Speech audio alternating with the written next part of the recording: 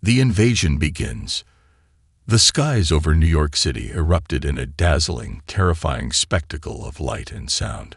Massive ships, their hulls gleaming with an otherworldly sheen, emerged from swirling vortexes that tore through the fabric of space itself. On the streets below, millions of faces turned skyward, a collective gasp rising from the stunned populace. In the heart of the Pentagon, General Evelyn Stryker strode purposefully into the war room, her steely gaze sweeping over the chaotic scene before her. Screens flickered with incoming data streams, and panicked voices filled the air as military personnel scrambled to respond to the unprecedented threat. "Status report," Stryker barked, her voice cutting through the din like a knife. A young lieutenant, his face pale with shock, turned to address her. "Ma'am, we're detecting multiple incursions across the globe. New York, London, Beijing, Moscow. They're hitting every major city simultaneously." Stryker's jaw clenched as she absorbed the information. This was no mere attack. It was a full-scale invasion. "What about our orbital defenses?" The lieutenant shook his head, defeat evident in his eyes. "Neutralized, Mom. The alien ships cut through them like they weren't even there." As if to punctuate the dire situation, a deafening boom shook the building. Dust rained down from the ceiling, and several officers stumbled, struggling to maintain their footing. "They're here," someone whispered, fear palpable in their voice. Stryker's mind raced, years of training and experience kicking into high gear. "Get me the president," she ordered, her tone brooking no argument. "And someone find out what the hell these things want." Across the Atlantic, in the bowels of a secret facility beneath the streets of London, Dr. Aisha Patel watched in horror as the alien ships decimated Earth's defenses. Her hands flew across a holographic interface, desperately trying to make sense of the data flooding her systems. "This can't be happening," she muttered, her brilliant mind struggling to comprehend the sheer scale of the technological gap between humanity and their attackers. "Their energy signatures are off the charts. It's like they're rewriting the laws of physics." A hand clasped her shoulder, and Aisha turned to find the grim face of her colleague, Dr. Marcus Chen.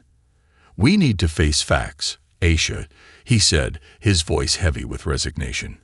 "Everything we've worked for, all our advances, they're nothing compared to what these aliens have." Aisha shook her head vehemently, refusing to accept defeat. "No, Marcus. There has to be something we've missed, some weakness we can exploit." Her eyes lit up with sudden inspiration. "The Titan Project. If we can get it operational." Marcus's expression darkened. "Titan is years away from completion. And you know it. We don't have that kind of time." Before Aisha could argue further, an alarm blared through the facility. Red warning lights bathed the lab in an ominous glow, and a computerized voice announced, "Perimeter breach detected.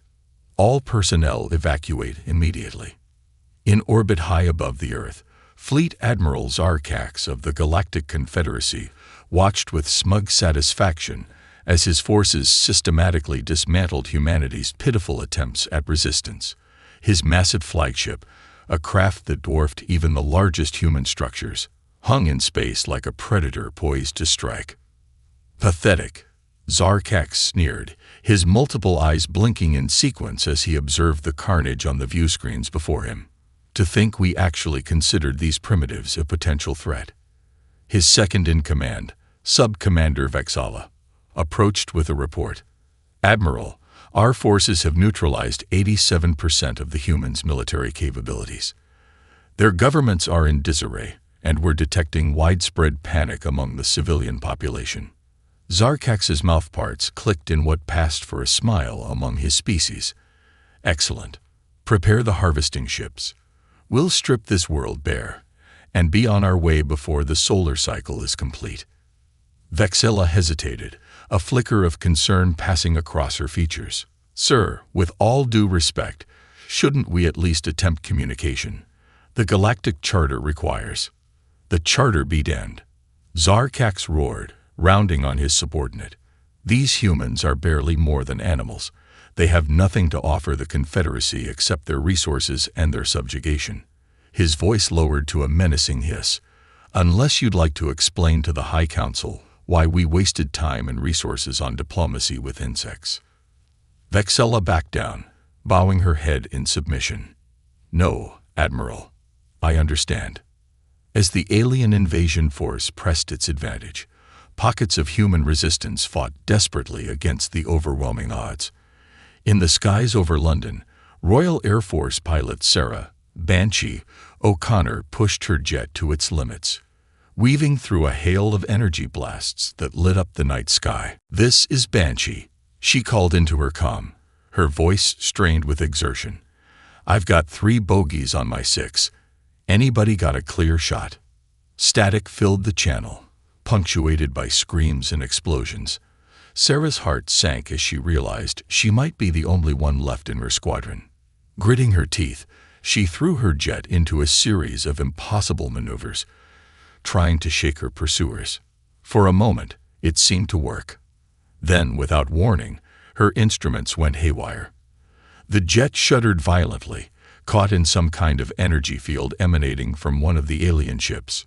No. Sarah frantically worked the controls, but it was no use. She was being pulled inexorably toward the massive alien craft looming before her. As her jet was swallowed by the cavernous hangar bay of the alien ship, Sarah's last thought before losing consciousness was a silent prayer that someone, somewhere, would find a way to turn the tide of this seemingly hopeless war. Back in Washington, D.C., President Elena Rodriguez stood before a hastily assembled group of world leaders, their faces grim on the array of screens before her. The weight of the entire planet seemed to rest on her shoulders as she addressed her peers. "Ladies and gentlemen," she began, her voice steady despite the chaos unfolding around them. "We face an unprecedented threat to our very existence. But I refuse to believe that this is the end of humanity. We have faced extinction before, from nature, from our own follies, and we have always found a way to survive." A murmur of agreement rippled through the assembled leaders, but it was tinged with fear and uncertainty. "I propose," Rodriguez continued, her eyes blazing with determination, "that we pool all of our resources, all of our knowledge, and mount a unified defense against these invaders. We must set aside our differences and stand together, or we will surely fall divided." As the world leaders debated and planned, Dr. Aisha Patel and her team raced against time in their underground facility. They had managed to evade the initial alien assault, but they knew it was only a matter of time before they were discovered. "The Titan project is our only hope," Aisha insisted, her fingers flying over holographic displays as she made rapid calculations. "If we can accelerate the final phase of development." Dr. Chen shook his head, frustration evident in his voice. "Even if we could, who would pilot it? The neural interface requires years of training, and we don't have a single qualified candidate." Aisha paused, a wild idea forming in her mind. What if we could compress that training? Use some kind of accelerated learning program? Before Chen could respond, the facility shook with another impact. Dust and debris rained down from the ceiling, and the lights flickered ominously. "We're out of time," Chen said, his voice grim. "Whatever we're going to do, we need to do it now." As humanity teetered on the brink of annihilation, the stage was set for an epic confrontation. The aliens, confident in their superiority, had no idea that their greatest challenge was yet to come. For in the depths of despair, the human spirit would prove to be more resilient, more ingenious, and more determined than anyone, human or alien, could have possibly imagined. The fate of Earth hung in the balance, and the next few hours would determine whether humanity would rise to meet its greatest challenge or be consigned to the dustbin of galactic history. Project Titan unveiled. The low hum of advanced machinery filled the cavernous underground chamber, a stark contrast to the chaos raging on the surface above. Dr. Aisha Patel stood before a massive view screen, her eyes fixed on the slowly rotating hologram of humanity's last, best hope, Project Titan. The ship was unlike anything ever conceived by human minds. Its sleek, angular design spoke of both beauty and lethality, a perfect fusion of form and function. But it was what lay beneath the surface that truly set Titan apart. Neural interfacing is at 67% efficiency, Dr. Chen reported, his voice tight with a mixture of excitement and trepidation. The quantum probability drive is stable, and the dark matter containment field is holding. Aisha nodded, allowing herself a moment of pride. They had done the impossible, pushing the boundaries of human knowledge and engineering to create something that, just a few years ago, would have been dismissed as pure science fiction. "What's the status on the weapon systems?" she asked, turning to face the team of haggard but determined scientists and engineers gathered around her. A young physicist, Dr. Yuki Tanaka, stepped forward. "The gravitational singularity cannon is operational, but we're still having issues with power distribution. If we fire at full capacity, it could overload the entire system." Aisha frowned, her mind racing through potential solutions. They were so close, but with the alien invasion in full swing, close wasn't good enough. They needed Titan to be perfect, and they needed it now. A thunderous explosion rocked the facility, sending tremors through the floor and causing several team members to stumble. Alarms blared as red warning lights bathed the chamber in an eerie glow. "They've found us," Chen said, his face pale with fear. "We're out of time." Aisha's jaw set in determination. "Then we launch now. Prep Titan for immediate deployment." "But we haven't even tested the neural interface," Chen protested. "We have no idea if a human pilot can handle the strain." "We don't have a choice," Aisha shot back. "It's now or never." She turned to address the team. "I need a volunteer. Someone to pilot Titan." A hush fell over the assembled group, each person acutely aware of the monumental risk such a task would entail. The neural interface was designed to connect a human mind directly to Titan's systems, allowing for unprecedented control and reaction times. But the potential for mental overload, even brain damage, was high. After a moment that seemed to stretch into eternity, a voice rang out from the back of the room. "I'll do it." The crowd parted to reveal a tall, lean man with piercing green eyes and a shock of prematurely gray hair. Major Jack Harper, former test pilot and current head of Titan's flight systems integration. Aisha felt a mixture of relief and apprehension wash over her. Harper was the ideal candidate. His experience as a pilot and his intimate knowledge of Titan's systems made him uniquely qualified. But she also knew the risks better than anyone. "Jack, are you sure?" she asked, searching his face for any sign of doubt. Harper's expression remained resolute. "Someone has to do it, Luck. Might as well be me." As the team rushed to prepare both Titan and Harper for launch, Aisha couldn't shake the feeling that they were embarking on a journey that would change the course of human history, for better or worse. In a sealed chamber adjacent to Titan's docking bay, Harper lay on a medical table, surrounded by a dizzying array of equipment. Electrodes were attached to his head and body, monitoring every aspect of his physiological state. Dr. Chen stood over him, making final adjustments to the neural interface, a sleek, almost organic-looking device that would soon be attached to Harper's skull. "Last chance to back out," Chen said, his attempt at humor falling flat in the tense atmosphere. Harper managed a wry smile. "Not a chance, Doc. Let's light this candle." With a nod, Chen began the interface procedure. Harper gritted his teeth as he felt the device latch onto his skull, a sensation of ice-cold tendrils seeping into his brain. For a moment, panic threatened to overwhelm him as alien sensations and information flooded his consciousness. Then, suddenly, clarity. Harper gasped as his mind expanded, connecting with Titan's vast array of systems. He could feel the thrum of the quantum probability drive, the pulsing power of the dark matter containment field. It was overwhelming, exhilarating, and terrifying all at once. "Neural link established," Chen announced, his voice filled with awe. "Synchronization at 89%. My God, it's actually working."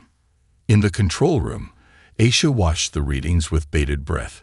Harper's vital signs were stable, his brainwaves showing increased activity, but no signs of distress. It seemed the impossible had been achieved. "Major Harper," she called over the comm. "How do you feel?" There was a moment of silence. Then Harper's voice came through, tinged with a sense of wonder.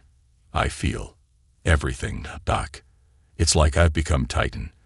I can sense every system, every component. It's incredible." Aisha allowed herself a small smile of triumph. "All right, Jack. Let's see what this ship can do. Prepare for launch sequence." As the final preparations were made, the alien forces above drew ever closer. The facility's defenses, formidable as they were, wouldn't hold out much longer against the onslaught. In Titan's cockpit, Harper sat encased in a web of sensors and control interfaces, his mind seamlessly connected to the ship's eye. As the launch countdown began, he felt a surge of anticipation mixed with fear. They were about to take humanity's fate into their hands, armed with technology they barely understood. "Launch in T-10, 9, 8. The eye's calm voice echoed through the ship and the control room. Aisha clenched her fists, silently praying that all their work, all their sacrifices, would prove worth it. 3, 2, 1. Ignition. With a roar that shook the very foundations of the facility, Titan came to life. The quantum probability drive engaged, warping space-time around the ship. In a flash of blinding light and a thunderous crack, Titan vanished from the launch bay. Moments later, it reappeared in the skies above London, directly in the path of an advancing alien fleet. For a heartbeat, both sides seemed frozen in shock. The aliens, caught off guard by the sudden appearance of an unknown vessel. The humans, scarcely believing that their desperate gambit had worked. Then, all hell broke loose. Alien ships opened fire, their energy weapons lancing towards Titan. But Harper, his reflexes enhanced by the neural interface, reacted with impossible speed. Titan danced through the barrage, its advanced shielding deflecting what few shots came close. "Weapons hot," Harper announced, his voice eerily calm. "Engaging gravitational singularity cannon." A beam of distorted space erupted from Titan's bow, tearing through the fabric of reality. It struck the lead alien ship, and for a moment, nothing seemed to happen. Then, with a silent flash, the massive vessel imploded, crushed by forces beyond human comprehension. In the Galactic Confederacy flagship, Admiral Zarkax watched in disbelief as one of his most powerful ships was annihilated. "Impossible," he hissed, his multiple eyes blinking rapidly in agitation. "What manner of weapon is this?" Sub-Commander Vexella approached, her voice tinged with fear. "Admiral, we're detecting energy signatures unlike anything in our databases.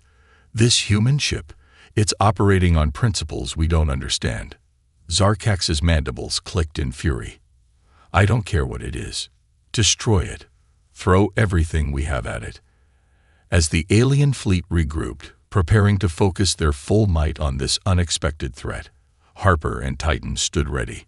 In control rooms and command centers around the world, humans watched with bated breath, daring to hope that the tide of battle might finally be turning in their favor. The stage was set for a confrontation that would determine the fate of not just Earth, but potentially the entire galaxy. Humanity's ingenuity and determination, embodied in the magnificent and terrible form of Titan, was about to be put to the ultimate test. Titan's first strike. The skies above London blazed with the fury of interstellar warfare. Titan, humanity's last hope, weaved through a storm of alien energy blasts, its movements fluid and precise. Inside the cockpit, Major Jack Harper's consciousness melded seamlessly with the ship's systems, his thoughts translating into action faster than any human reflex could allow. "Multiple hostiles, 3 o'clock high," the ship's AI announced, its voice calm amidst the chaos. Harper didn't need to respond verbally. His intent flowed through the neural interface, and Titan responded instantly. The ship barrel rolled, narrowly avoiding a barrage of plasma bolts. In the same motion, it brought its lateral energy cannons to bear, returning fire with pinpoint accuracy. 3 alien fighters erupted in silent explosions, their debris scattering across the upper atmosphere. In the underground control center, Dr. Aisha Patel watched the battle unfold on massive holographic displays.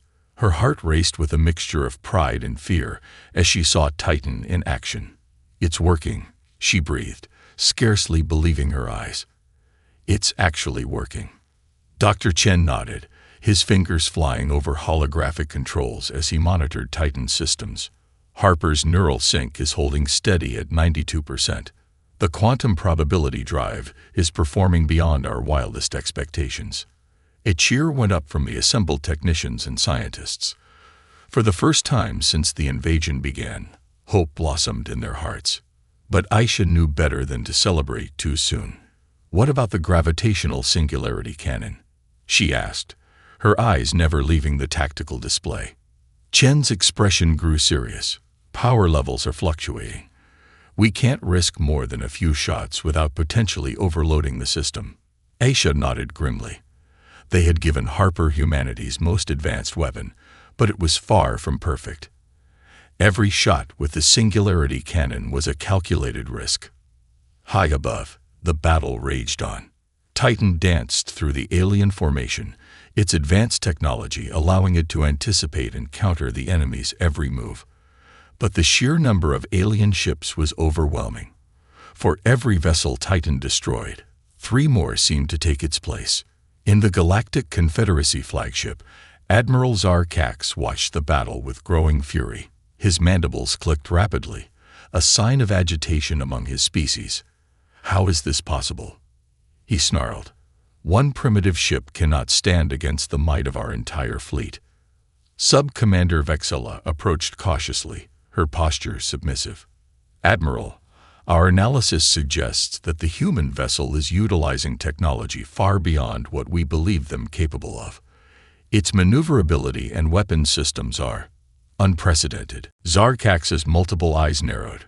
"Are you suggesting that these humans have somehow surpassed us technologically?" "Impossible."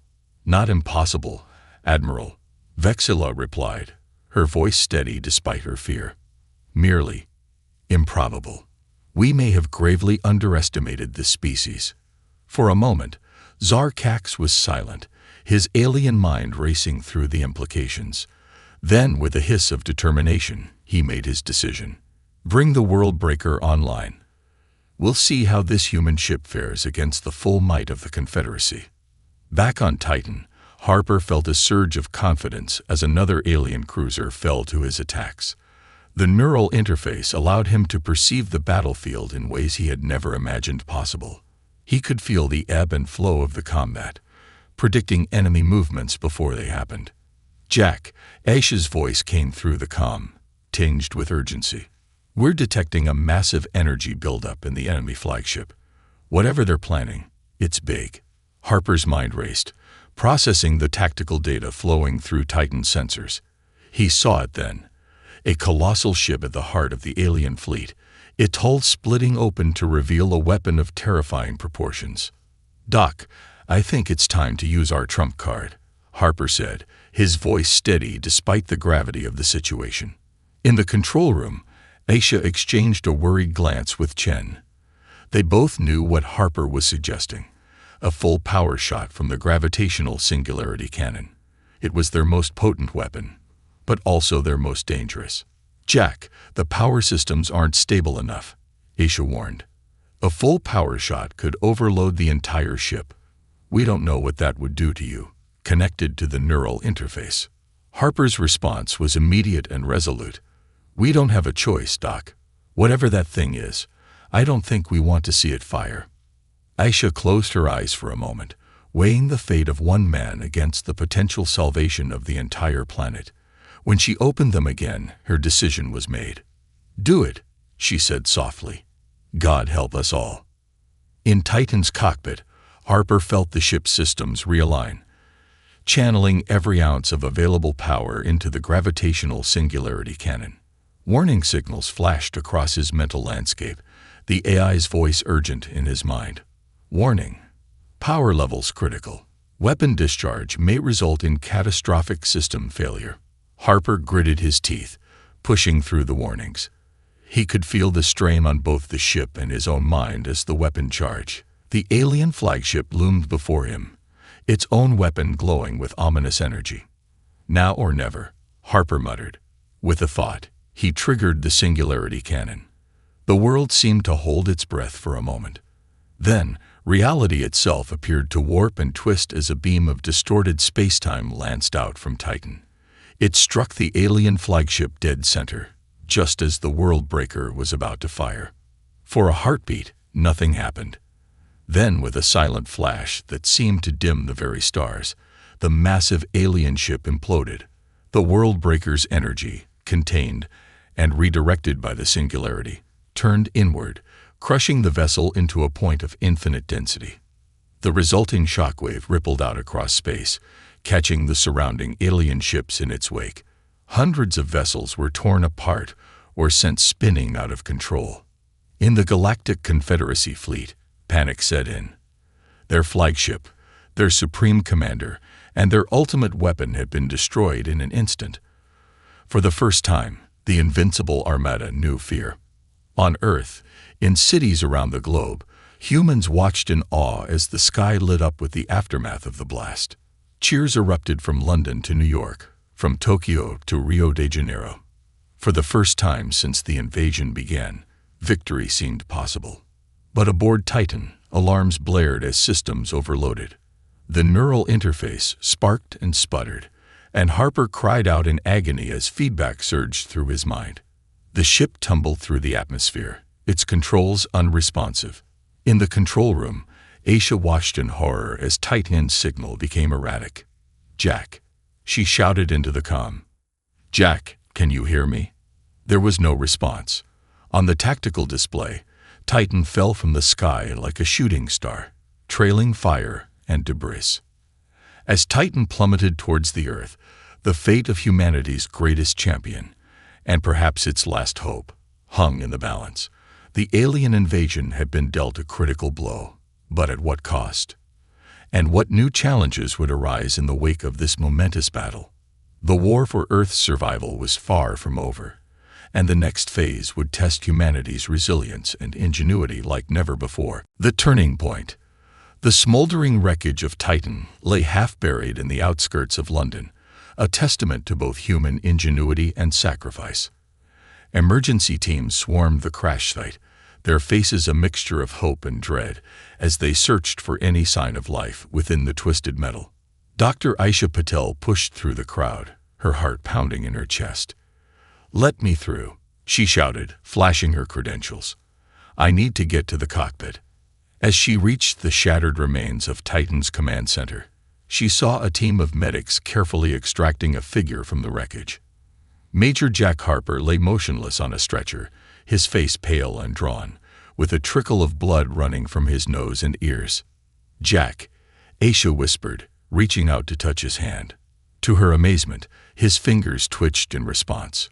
One of the medics turned to her, his expression a mix of awe and concern. "It's a miracle he's alive." The neural feedback should have fried his brain. "We need to get him to a hospital immediately." As they rushed Harper to a waiting medical transport, Aisha's comm device buzzed. It was Dr. Chen. "Aisha, you need to see this," his voice crackled through the speaker. "The alien fleet, it's in disarray." Aisha's eyes widened. She cast one last glance at Harper as he was loaded into the transport, then turned her attention to the sky.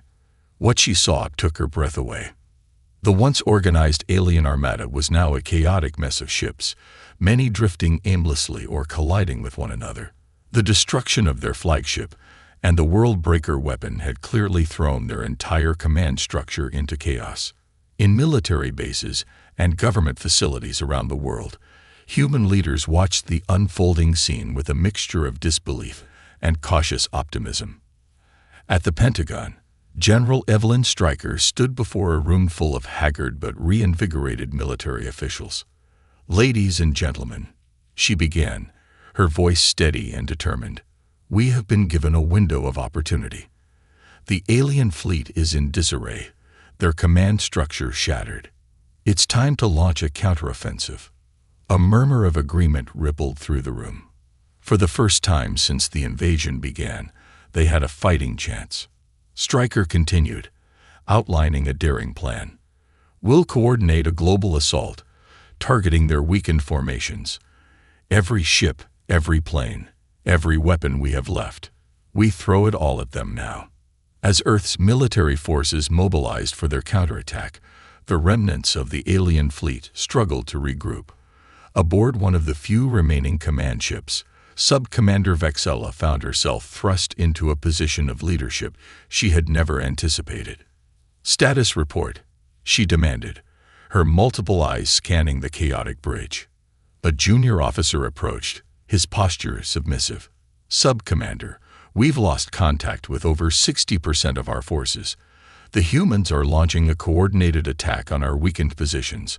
Without the Worldbreaker, we don't have the firepower to repel them." Vexella's mandibles clicked in agitation. The unthinkable had happened. They were losing. To primitives, no less. Her mind raced, weighing their dwindling options. "Initiate emergency protocol Omega-9, she finally announced. "Recall all forces to defensive positions around our remaining capital ships. We need to regroup and reassess." As the alien fleet began its retreat, Earth's forces pressed their advantage. Fighter jets dogfought with alien craft in the skies, while on the ground, tanks and infantry pushed back against the invaders' landing parties. In cities around the world, civilians joined the fight, using whatever weapons they could cobble together. The human spirit, so recently on the brink of being crushed, now burned with a fierce determination. Back in London, Aisha found herself in an emergency war council, hastily assembled in the wake of Titan's game-changing attack. World leaders, connected via secure video links, debated their next moves. President Elena Rodriguez's face filled one of the main screens, her expression grave but hopeful. "Dr. Patel, your Titan project has given us a fighting chance. But we need more. Can you replicate the technology?" Aisha took a deep breath, considering her words carefully. Titan was a prototype, years ahead of anything else we've developed. Replicating it quickly would be challenging. But, she added, seeing the crestfallen looks around her, we might be able to adapt some of its technology to upgrade our existing weapons and defenses. A spark of hope ignited in the room.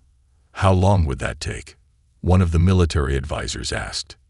"Days, maybe weeks," Aisha replied. "But every hour counts now. We'll need all the resources and personnel we can get." Rodriguez nodded decisively. "You'll have whatever you need, Doctor. Humanity's fate rests in your hands." As the meeting adjourned, Aisha's thoughts turned to Jack Harper, still fighting for his life in a nearby hospital. She made her way there, driven by a mixture of concern for her friend and the desperate need to understand what he had experienced.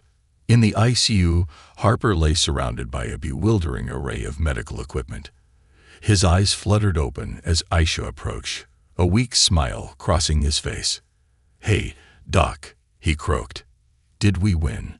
Aisha couldn't help but smile back. "We're getting there. Thanks to you. Jack, what you did, it was incredible. But also incredibly dangerous. Your mind melded with Titan's systems in ways we never anticipated."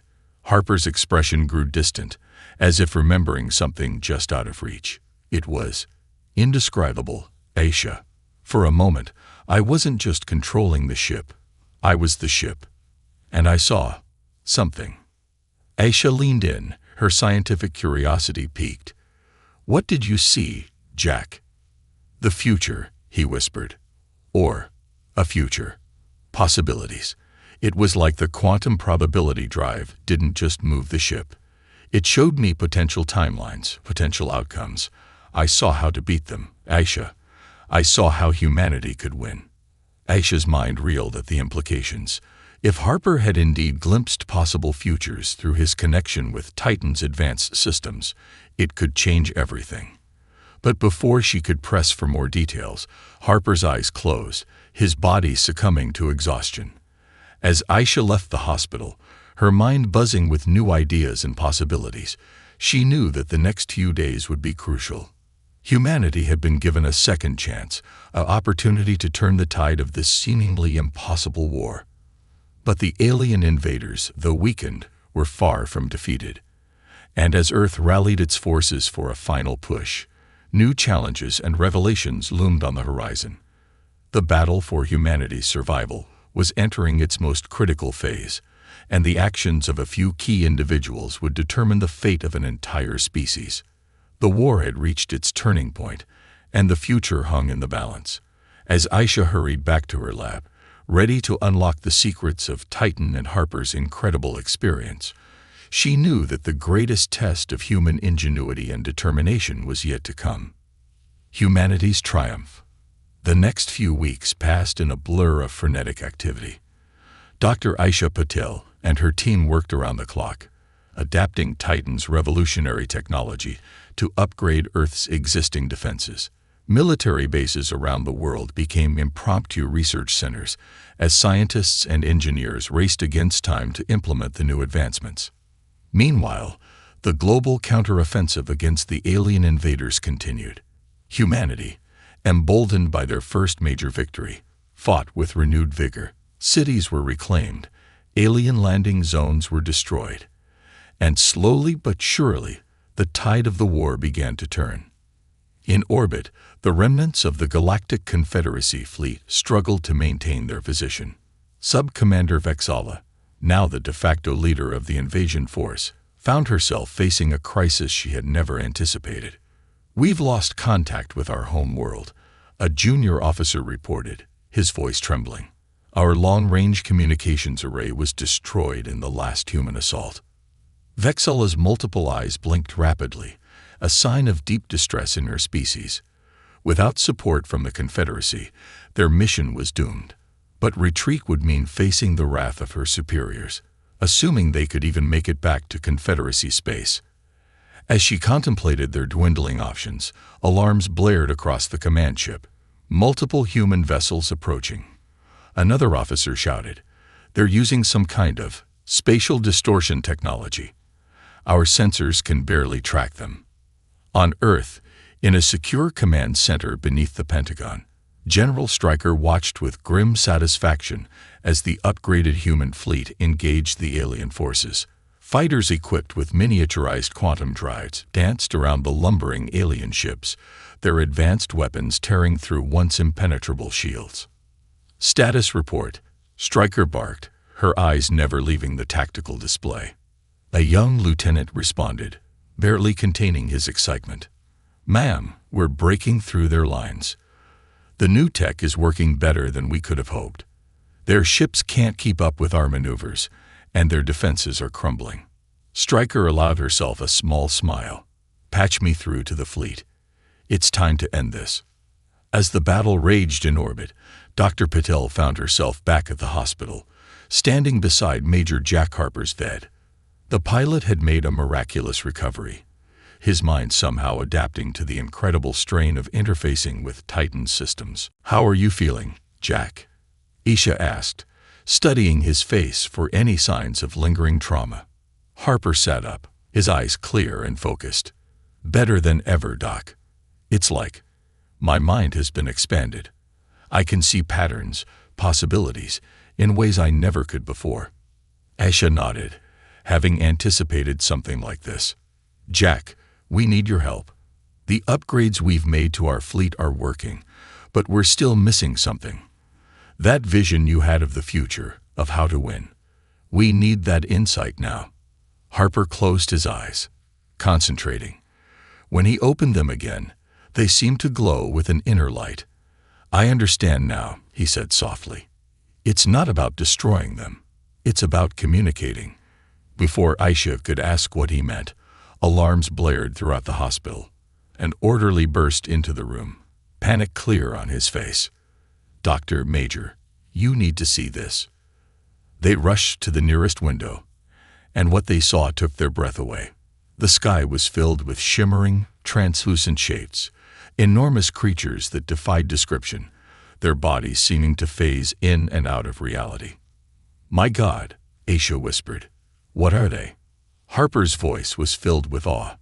"They're the true form of the quantum probability drive, beings that exist across multiple realities, drawn here by our use of their technology."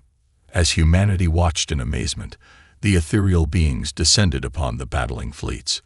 Their very presence seemed to disrupt the laws of physics, causing both human and alien ships to power down.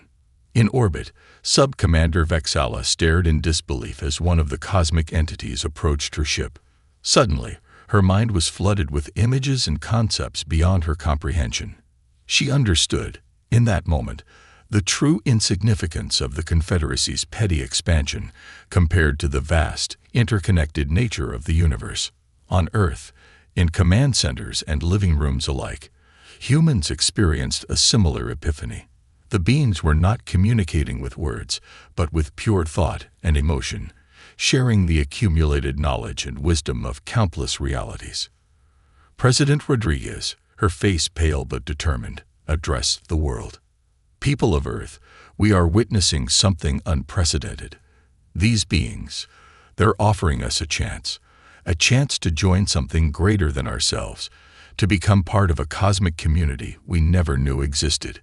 In the hospital room, Harper turned to Aisha, his eyes shining with the reflected light of the beings outside.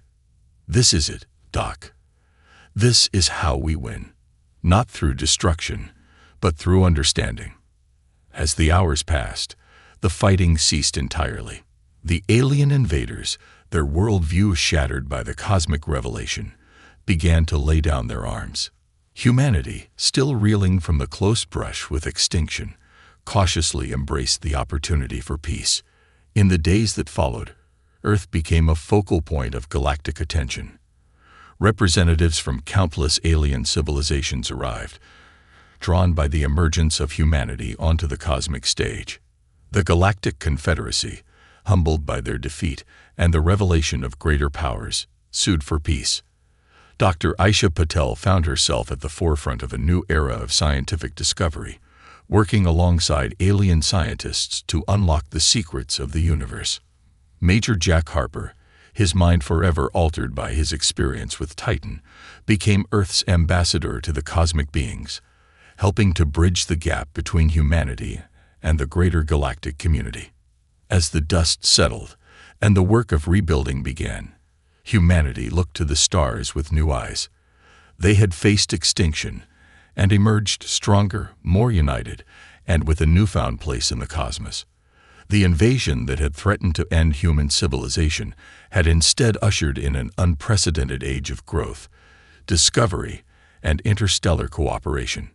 Earth, once a small, isolated world on the fringes of the galaxy, now stood at the threshold of a grand cosmic adventure.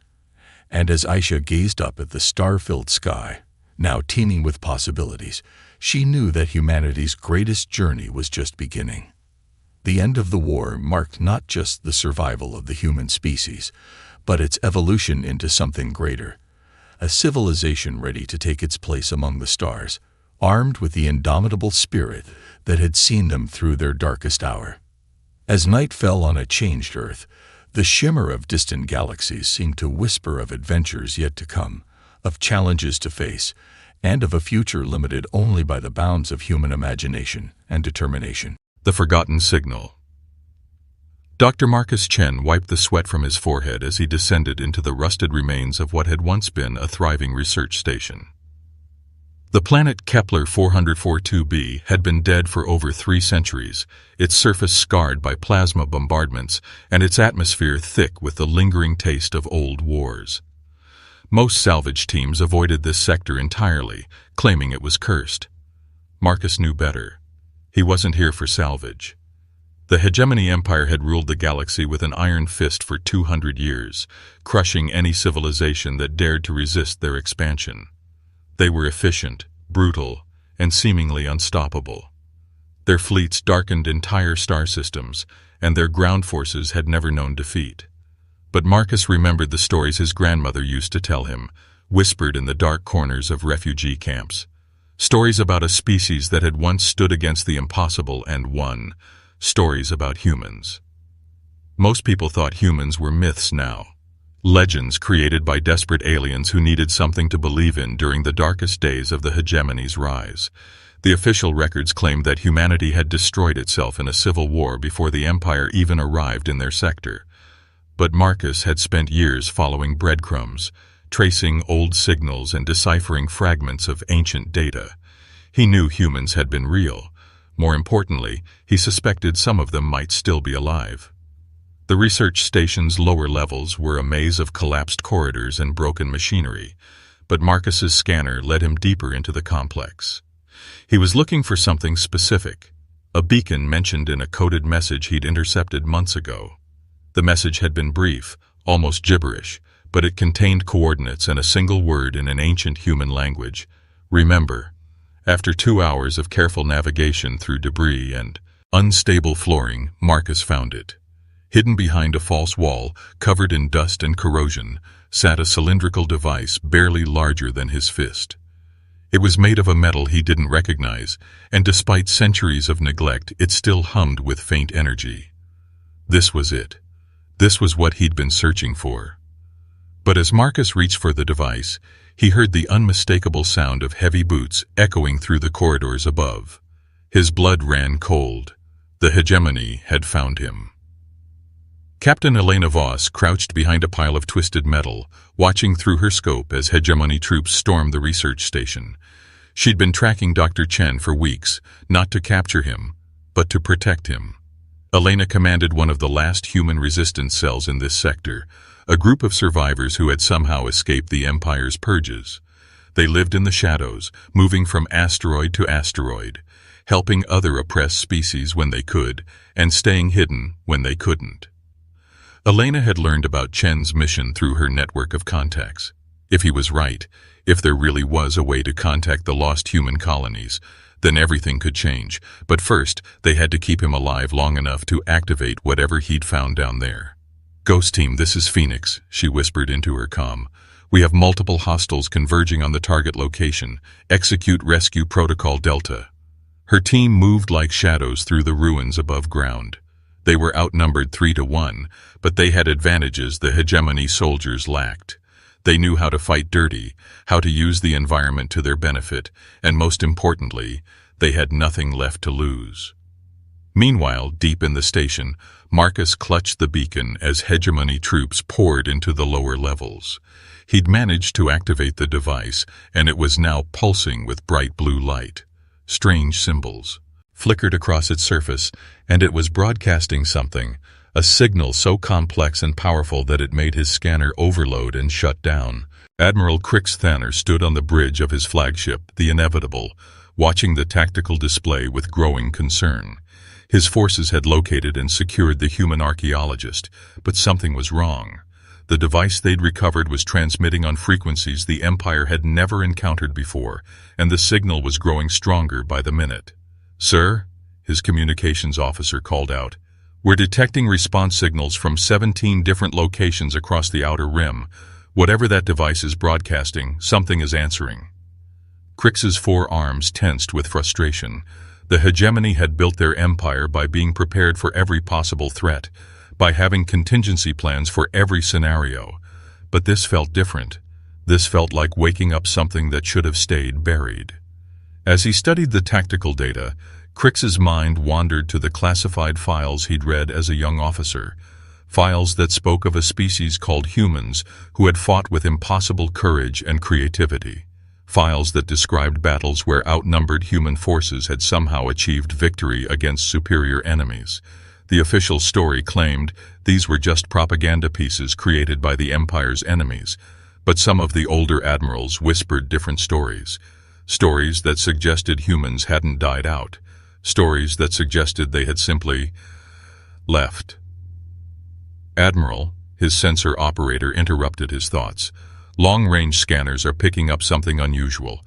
Multiple unknown contacts approaching from deep space. They're still too far out to get detailed readings, but sir, there are a lot of them." Elena's rescue mission had succeeded, but barely. Half her team was wounded, and they'd only escaped because the hegemony soldiers had suddenly received orders to fall back to their ships. As her transport limped away from Kepler 442b, she helped Chen examine the beacon he'd activated. "It worked," Marcus said, his voice filled with amazement and terror. "The signal reached them. After all these centuries, it actually reached them." "Reached who?" Elena asked, though part of her already knew the answer. "The others. The ones who left when the galaxy became too dangerous. The ones who said they'd return if they were ever needed again." Elena looked out the viewport at the stars beyond. Somewhere out there, moving through the darkness between systems, was an answer to prayers she'd never dared to voice. But answers, she knew, sometimes came with a price. Dr. Chen continued studying the beacon's readings. "The response signals are coming from multiple directions, but they're all converging on this sector. Whatever's coming, it's coordinated, planned. And Elena..." He looked up at her with wide eyes. "The energy signatures are massive. These aren't refugee ships or small colony vessels. These are warships, big ones." Young Zara pressed herself against the viewport of the transport ship, watching the strange lights moving across the stars. She was only 14, one of thousands of refugee children fleeing the latest hegemony expansion. Her species, the Cathara, had been peaceful traders before the Empire arrived. Now they were scattered across the galaxy, begging for shelter on worlds that barely tolerated their presence. "What are those lights, Mama?" she asked in her native tongue. Her mother, one of the few adult survivors of their homeworld's destruction, looked out at the phenomenon with confusion.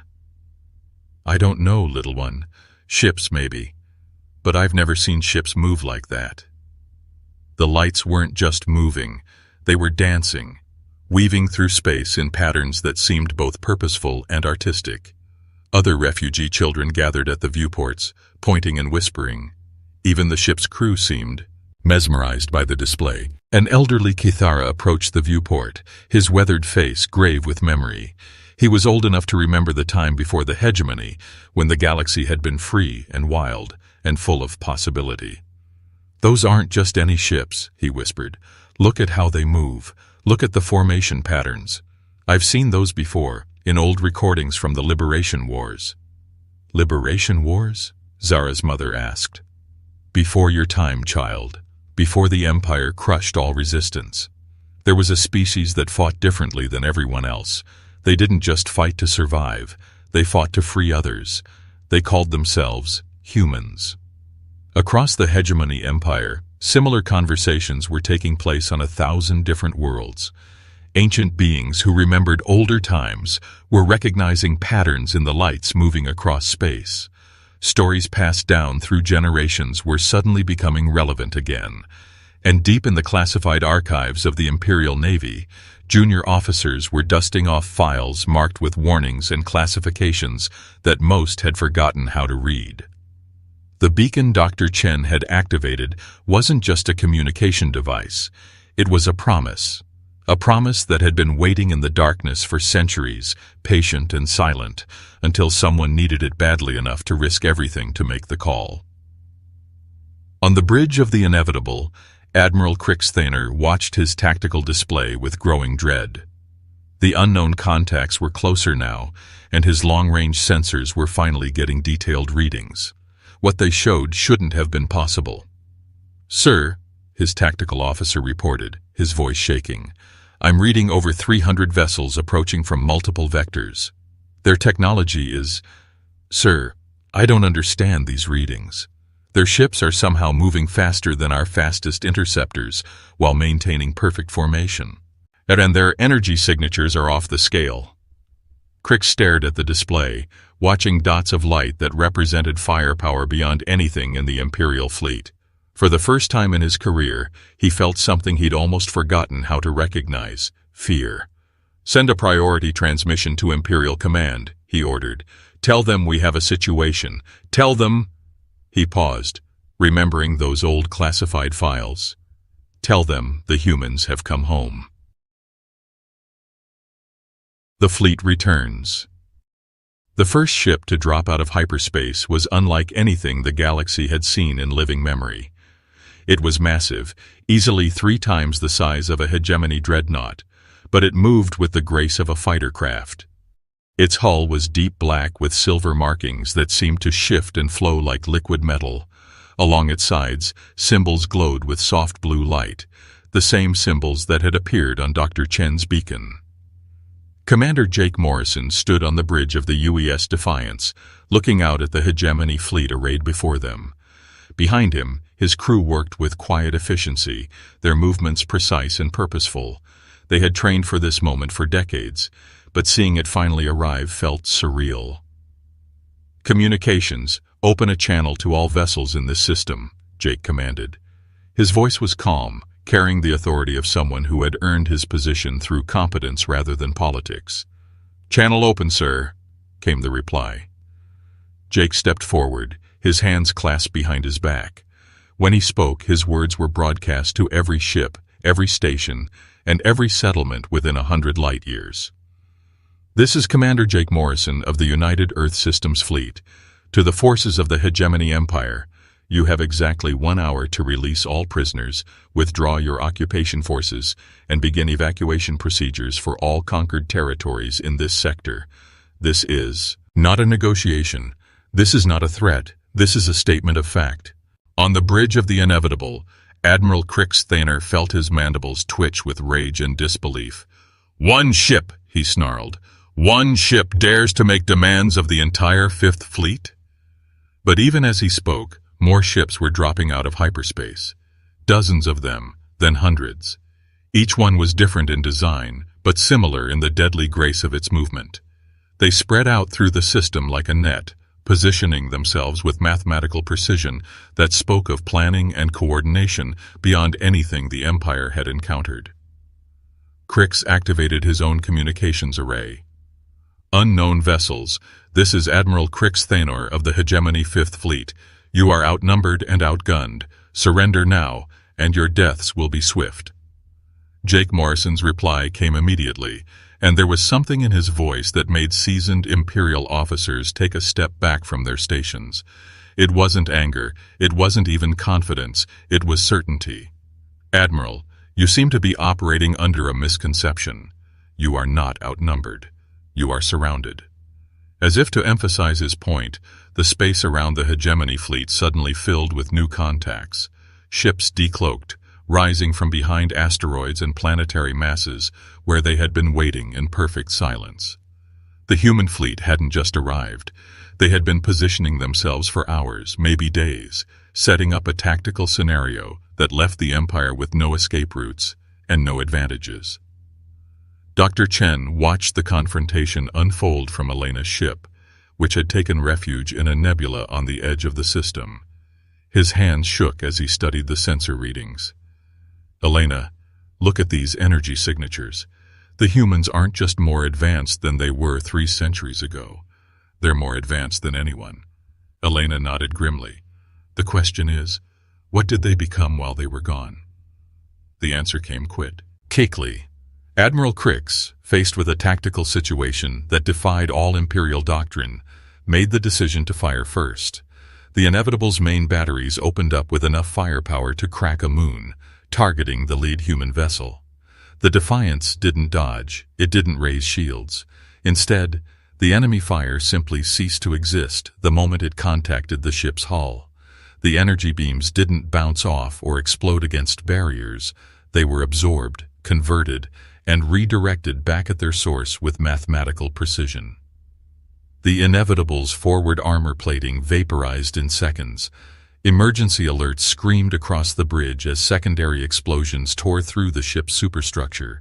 But the human ship hadn't moved. It had simply turned the Empire's own weapons against them with casual efficiency. "Impossible," Crix whispered, staring at the damage reports flooding his screens. Commander Morrison's voice cut through the chaos. "Admiral, that was a demonstration. Your weapons cannot harm us. Your shields cannot protect you. Your speed cannot save you. But we are not here for conquest. We are here for justice." Across the Hegemony fleet, similar demonstrations were taking place.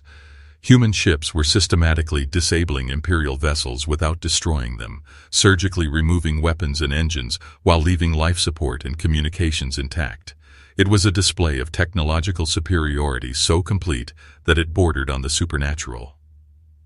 Young Zara pressed her face against the viewport of the refugee transport, watching as one of the great human ships glided past. She could see lights moving along its hull, patterns that seemed almost alive. And somehow, despite everything she'd been taught about the cruelty of warships, this vessel felt protective. "They're not just fighting the Empire," she whispered to her mother. "They're protecting us, Hermos." There nodded, tears streaming down her face. For the first time since their homeworld had burned, she felt something she'd almost forgotten: hope. Her mother nodded, tears streaming down her face. For the first time since their homeworld had burned, she felt something she'd almost forgotten: hope. The battle, if it could even be called that, lasted less than an hour. The entire Hegemony Fifth Fleet, nearly 200 ships that had terrorized dozens of star systems, was rendered completely helpless without a single human casualty. More importantly, the humans had done it without destroying a single Imperial vessel. Every Hegemony sailor and soldier would live to see another day, but they would do so with the knowledge that their empire was built on a foundation of lies. Commander Morrison opened communications once more, this time addressing not just the Imperial forces, but every inhabited world in the sector. "People of the galaxy, this is the United Earth Systems Fleet. We have returned not as conquerors, but as liberators. The age of the Hegemony Empire ends today." What followed was a demonstration of human organizational capability that was almost as impressive as their military technology. Within hours, human support vessels were distributing aid to refugee populations, providing medical assistance to worlds ravaged by Imperial occupation, and beginning the complex process of establishing new democratic governments on formerly conquered planets. Dr. Chen, watching from Elena's ship, shook his head in amazement. They didn't just develop better weapons while they were gone. They developed better principles. Elena smiled for the first time in months. Maybe that's what it means to be human, not just to survive, but to grow, to become better than what you were. Admiral Crixthaner stood in his ruined command center, surrounded by the wreckage of everything he had believed about Imperial superiority. A young human officer had come aboard to oversee the transition of prisoners, and Crix found himself studying the alien with fascination rather than hatred. "Why?" Crix asked finally. "Your people could have destroyed us all. Why show mercy to those who would have shown you none?" The human officer, barely out of her 20s but carrying herself with quiet authority, considered the question carefully. "Because we learned something during our time away, Admiral. We learned that strength without compassion is just another form of weakness, and we learned that the galaxy is too beautiful a place to rule through fear." She gestured toward the viewport, where human ships were already beginning the work of reconstruction. "We didn't come back to replace your empire with our own. We came back to make sure that no empire like yours could ever exist again." As news of the Hegemony's defeat spread across the galaxy, something remarkable began to happen. Species that had been enemies for generations started talking to each other. Worlds that had been isolated by imperial decree began opening their borders. Trade routes that had been controlled by empire bureaucrats became free highways for all civilizations. The humans, true to their word, did not establish themselves as the new galactic government. Instead, they served as mediators, protectors, and guides as the galaxy species learned how to coexist without the iron grip of imperial rule holding them together. Zara, now living on a free Kithara colony world, often looked up at the stars and wondered about the humans who had changed everything. Her mother had told her that heroes were just stories, but Zara had seen the truth with her own eyes. Heroes weren't stories. They were choices. They were the decision to be better than the darkness around you. And somewhere among the stars, human ships continued their patrol, watching and waiting, making sure that the galaxy they had liberated would stay free. They had returned not as conquerors, but as guardians of a promise that every intelligent being deserved the chance to live, grow, and reach for something better than mere survival. The age of empires was over. The age of cooperation had begun, and at the heart of it all was a simple truth that the humans had carried with them through centuries of exile, that the greatest strength was not the power to destroy, but the wisdom to protect, and the courage to hope for something better than what had come before. Commander Morrison, standing on the bridge of the Defiance as it patrolled the edge of civilized space, smiled as he watched new ships from dozens of species working together to build something unprecedented, a galaxy at peace. The humans had come home, not as legends or myths, but as what they had always been at their best, a species that refused to let the darkness win. And in the deepest archives of what had once been the Hegemony Empire, new files were being written, files that would tell future generations about the day the galaxy learned that some legends were real and that sometimes the impossible was just another word for hope.